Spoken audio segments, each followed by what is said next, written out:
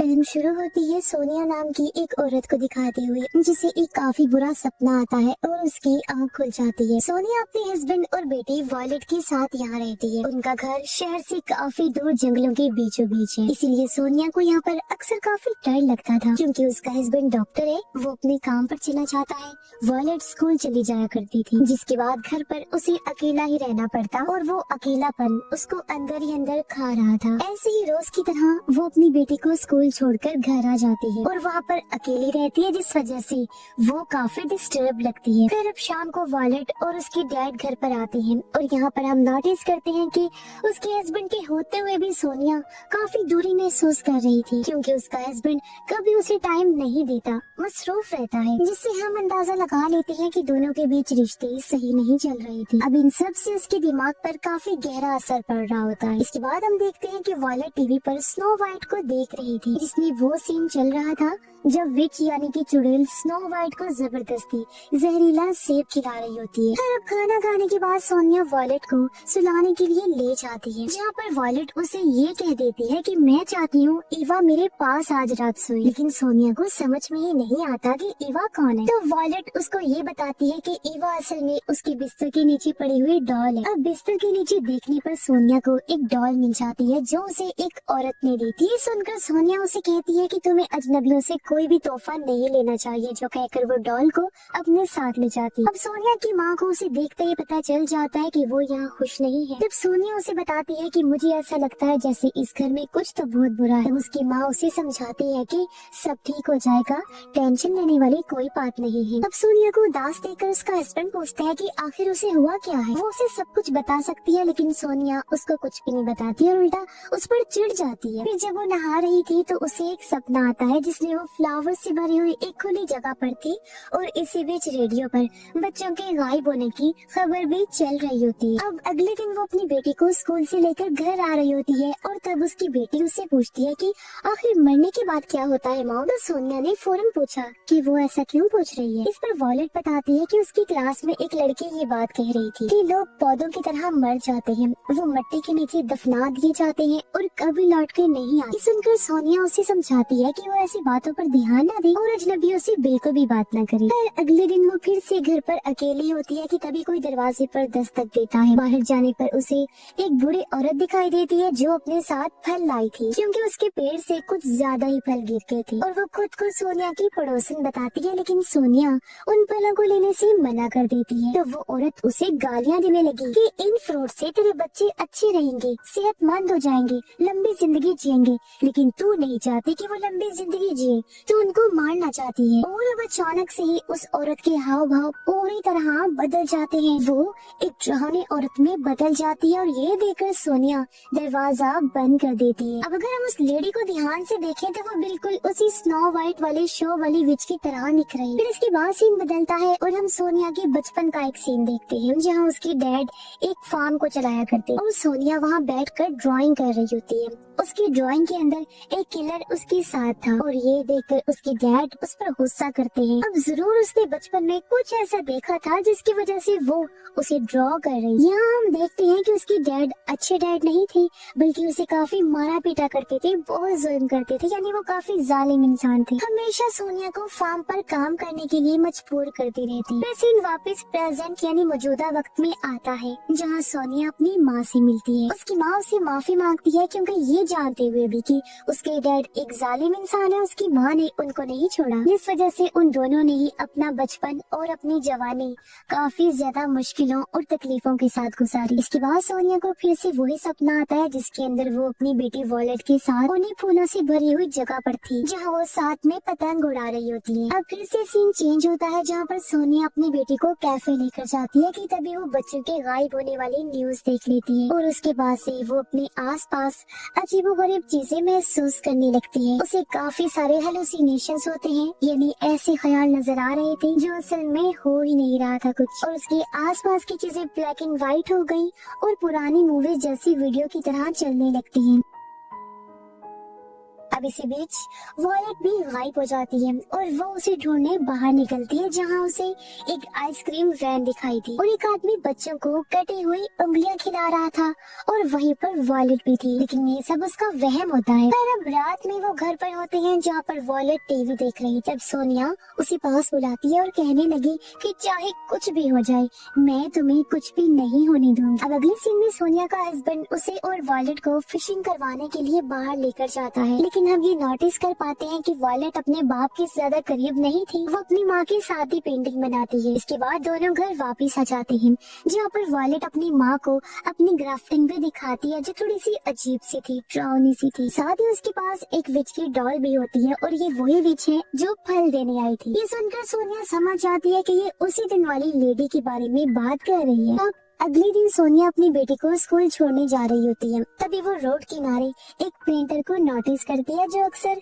वहीं बैठकर पेंटिंग करता था। पेंटर उसे अपने पास बुलाता है और जोर जबरदस्ती अपनी पेंटिंग देखने की जिद करता है। सोनिया जब उसकी पेंटिंग देखती है तो उसमें वही बच्चे बने होते हैं जो गायब हुए थे। ये देख वो काफी डर जाती है और तभी वो पेंटर एक भूत में बदल जाता है, जिसे डरते हुए सोनिया फौरन वॉलेट को लेकर वहाँ से भागने लगती है। लेकिन अगले ही पल सब नॉर्मल हो जाता है। ऐसा लगता है जैसे सोनिया का अकेलापन उसे बिल्कुल पागल बनाता जा रहा है, यानी उसकी दिमागी हालत बिल्कुल सही नहीं थी। अब जब वो घर पर थी तो उसका हस्बैंड उसके पास आता है। वो सोनिया को देखकर समझ जाता है कि वो फिर से ठीक नहीं है और उससे पूछता है कि आखिर उसे मसला क्या है और वो ऐसा क्या करे कि सोनिया उससे प्यार करने लगी। लेकिन सोनिया ये कहती है कि वो उसे बहुत प्यार करती है और उसके गले लग जाती है। तभी सोनिया को उसका फ्लैशबैक याद आता है, यानी माजी का गुजरा हुआ वक्त, पर उसके डैड उससे फार्म पर काम करवाते थे, खाना भी नहीं दिया करती थी। और फिर एक दिन उसके डैड एक बकरी को चाकू से मार देते हैं ताकि उसकी कुर्बानी दे सके। अब ये सब सोनिया देख रही थी और वहाँ से डर कर भागने लगती है, लेकिन तभी उसके डैड उसे पकड़ लेते हैं और सीन दोबारा से प्रेजेंट में आ जाता है, जहाँ फिर से पहले जैसा माहौल शुरू हो गया था। वही उसके हस्बैंड का काम पर जाना, वॉलेट का स्कूल जाना और सोनिया का घर में अकेला रहना। फिर तभी दरवाजे पर एक नंबर आता है जो घर की फिटिंग्स को चेक करने आया था। सोनिया उसे अंदर आने देती है। जब वो किचन का सिंक चेक कर रहा था तभी उसे अंदर से एक कैमरा मिलता है और ये कैमरा वॉलेट का था, जो सोनिया ने उसे उसकी 10वीं बर्थडे पर गिफ्ट दिया था। लेकिन ये यहाँ पर क्या कर रहा था, ये सबसे बड़ा सवाल था। रात को जब उसका हस्बैंड वापस घर आता है तो सोनिया उसे सारी बात बताने की कोशिश करती है, लेकिन वो बीच में ही रुक जाती है। फिर वो कैमरा लेने गई, लेकिन जहाँ रखा था कैमरा वहाँ से गायब होता है और वो इसका इल्जाम अपने हस्बैंड पर ही लगाते हुए कहती है कि ये सब उसने ही किया है और उसने ही वो कैमरा लिया। तब उसका हस्बैंड समझाता है कि ये सब उसके दिमाग की वजह से है, लेकिन तभी वो बेकाबू हो गई और वॉलेट को बुलाने लगती है बहुत जोर जोर से आवाज लगाकर। उसका हस्बैंड उसे रोकता है, लेकिन वो सोनिया को किसी डीमन की तरह दिखाई दे रहा था, जिसके साथ फिर से हमें एक और फ्लैशबैक दिखाया जाता है। जब सोनिया के डैड ने उसे पकड़ लिया था तब उन्होंने उसे सजा दी। वो एक बकरी की स्कल लेकर आता है, यानी एक खोपड़ी को, और सोनिया को दिखाते हुए कहता है कि ये कोई आम स्कल नहीं है, बल्कि इसके अंदर एक डीमन है, एक शैतान है और आज रात सोनिया यही रुकेगी। डीमन आज ये फैसला करेगा कि वो यहाँ से जाएगी या फिर नहीं। अब हालांकि ये सब उसके डैड ने उसे डराने के लिए कहा था, असल में ऐसा कुछ भी नहीं था, लेकिन जाहिर है ना कि बच्चों के मन में एक डर, एक सदमा सा बैठ जाता है जो बड़े होने के बाद भी साथ रहता है। और सोनिया के बड़े होने पर यानी प्रेजेंट में भी यही हो रहा था। सोनिया को वही डीमन दिख रहा था। अब पास्ट में उसकी डैड स्कल को वही लटका कर उसे अकेला छोड़कर वहाँ से चले जाते। अब यहाँ पर सोनिया को काफी डर लग रहा था और वही डीमन सच में उसके पीछे भी आ जाता है, जो जाहिर है उसके दिमाग का खेल था, उसका डर था। और इसके बाद सीन प्रेजेंट में वापस आता है मौजूदा वक्त में, जहाँ सोनिया अपनी बेटी वॉलेट को ढूंढ रही थी। वो उसको जोर जोर से आवाज लगाती है, लेकिन वॉलेट वहाँ नहीं आती। और तब हैरान कौन तौर पर उसका हस्बैंड कहता है कि वॉलेट को भूल जाओ क्योंकि वो मर चुकी है। हाँ, वो कभी वापस नहीं आई। मतलब जो कुछ हम शुरुआत से देखते आ रहे थे वो सिर्फ सोनिया के दिमाग की वजह से हो रहा था। असलियत में वॉलेट वहाँ थी ही नहीं, वो तो पहले ही गायब हो गई थी दूसरे बच्चों की तरह। यानी वॉलेट के साथ जो पल हमने देखे, स्कूल जाना, सोनिया के साथ रहना, सब उसकी इमेजिनेशंस थी, उसके दिमाग के बनाए हुए ख्याल और पास्ट होता है, जैसे कि स्नो वाइट, वो डॉल, आइसक्रीम मैन, स्कल, सब कुछ। अब सोनिया को भी एहसास हुआ और वो टूट जाती है, जमीन पर गिरकर जोर जोर से रोने लगती है। वो कहती सोचती है कि काश उस दिन मैं वॉलेट को स्कूल लेने जाती तो ये सब नहीं होता। उसका हस्बैंड उसे अंदर ले जाने लगता है लेकिन वो बाहर गार्डन में ही सो जाती है। इसके बाद अगले दिन उसका हस्बैंड उसे एक मेंटल हॉस्पिटल में लेकर गया और वो कुछ दिन वहीं पर रहती है। इसके बाद उसे वापिस से घर लाया जाता है और वो अब थोड़ी बहुत ठीक लग रही, लेकिन उसके मन में अभी भी कुछ चीजें चल रही। उसके हिसाब से वो प्लम्बर ही है जिसने उसकी बेटी को किडनैप किया और उसके पास वो हो सकती है। पर यहाँ पर सोनिया और उसका हस्बैंड अब थोड़ा सा अच्छे से रह रहे। उसका हस्बैंड कहता है कि तुम परेशान ना हो, वॉलेट को लेकर हम दूसरा बच्चा पैदा कर लेंगे। लेकिन सोनिया ये बोलती है कि वॉलेट को कभी भी बहन भाई चाहिए ही नहीं, उसे बस अच्छी माँ बाप की जरूरत थी। लेकिन रहा सवाल माँ का, तो मैं तो कभी अच्छी माँ बन ही नहीं पाई। अब उसका हस्बैंड जब घर वापस जा रहा था तो वो सोनिया को कहता है कि वो थोड़ा बाहर वॉक पर जा रहा है और रात तक लौट आएगा। वो जैसे ही निकला एक शॉवल बेलचा लेकर जंगल की तरफ चला जाता है। जंगल में वो एक जगह पर रुककर खोदने लगा और उसके अंदर होता है एक गोट स्कल और वॉलेट की लाश। जी हाँ, ये वॉलेट की कब्र थी जहाँ वो फूल चढ़ाने आया था। अब यहाँ ये हैरान कौन जानकारी पता चलती है कि वॉलेट कभी गायब हुए ही नहीं, बल्कि उसे तो घर में ही मार दिया गया था। अब ऐसा किसने किया था, उसकी माँ ने या बाप ने? इसका जवाब तो हमें आगे चलकर ही पता लगेगा। अब पास्ट के एक सीन में हम देखते हैं कि जब वो लोग फिशिंग करने गए थे तो वॉलेट को एक गोस्ट स्कल मिला था। उसने ये रख लिया था क्योंकि उसे हमेशा ऐसी चीजों में दिलचस्पी रही। अब उसके डैड इस स्कल को फेंकने के लिए कहते हैं, लेकिन वो उसको घर ले आती है और वो अक्सर उसके साथ ही वीडियोस बनाया करती। उसी कैमरा के अंदर जो उसकी माँ ने उसे 10वीं बर्थडे पर गिफ्ट दिया था। अब एक दिन उसकी डैड उसे ये सब करने से मना करते हैं लेकिन वो नहीं मानती और तब उसके डैड उसे गलती से जान से मार देते हैं। लेकिन क्या सच में ऐसा हुआ होगा या फिर कहानी कुछ और ही थी? फिर वॉलेट के मरने के बाद उसकी डैड ने सोनिया से ये सब छुपा कर रखा और वॉलेट को दफन कर दिया और सबको यही कहा कि वो गायब हो गई है। इससे सोनिया को भी यही लगता है कि वो गायब है। यहाँ ये सब कुछ याद करके वो बहुत रो रहा होता है और वो यहाँ पर खुद को ही शूट करके अपनी जान ले लेता है। फिर सोनिया अपने हस्बैंड को ढूंढने निकलती है जहाँ उसे घर के बाहर वो कैमरा मिलता है और वो उसे अपने पास रख लेती है। अब हमें पता चला कि जो प्लम्बर आया था